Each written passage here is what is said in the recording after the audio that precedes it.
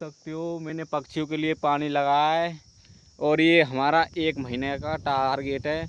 और आपसे हाथ जोड़कर निवेदन है दिल से, आप पक्षियों के लिए खाना पानी अपने खेतों पर, अपने घरों में, अपने मंदिरों पर ज़रूर रखें। जय श्री राम। और आप सपोर्ट ज़्यादा से ज़्यादा करें। और यहाँ पर बहुत तगड़ा तापमान पड़ रहा है, इसलिए आप पक्षियों के लिए पानी ज़रूर भरें, ज़रूर से ज़रूर।